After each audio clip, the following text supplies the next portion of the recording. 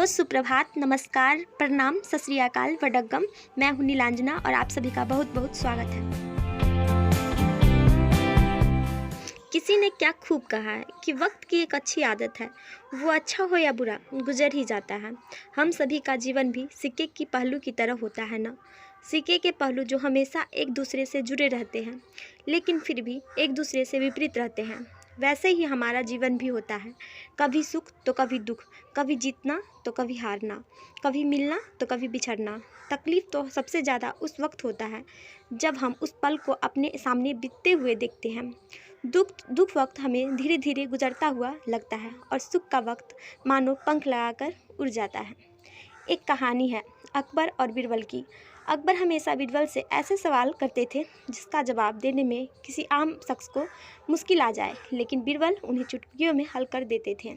एक बार अकबर ने पूछा, बीरबल ऐसी बात बताओ जिसे सुनकर दुखी आदमी खुश हो जाए और खुशी आदमी दुखी हो जाए। बीरबल ने तुरंत जवाब दिया, महाराज वह बात यह है कि वक्त भी गुजर जाए।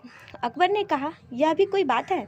बीरबल ने कहा, अकबर को समझाते हुए कहा कि महाराज, यदि हम दुखी इंसान को कहेंगे कि यह दिन जल्दी से गुजर जाए तो उस इंसान के अंदर उम्मीद जागेगी, क्योंकि जैसे दुख के दिन बीत जाते हैं वैसे ही सुख के दिन भी बीत जाते हैं।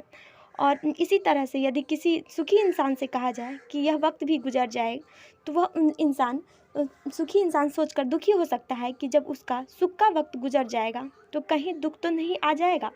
दोस्तों, हमें अपने जीवन में यह सच हमेशा याद रखना चाहिए कि वक्त चाहे जैसा भी हो, वह वक्त बीत ही जाता है।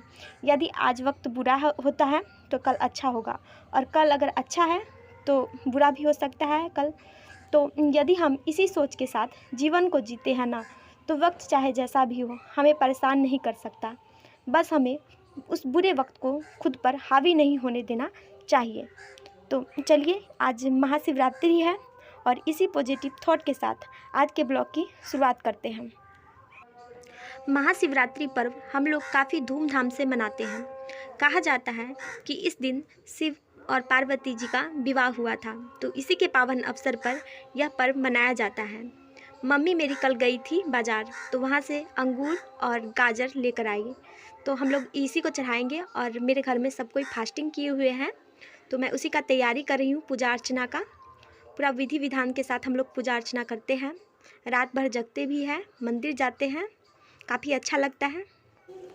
मेरी दीदी अभी ससुराल से मेरे अपने मायके आई हुई है और शिवरात्रि के मौके पर हम लोग एक साथ हैं, काफ़ी खुशी का माहौल है।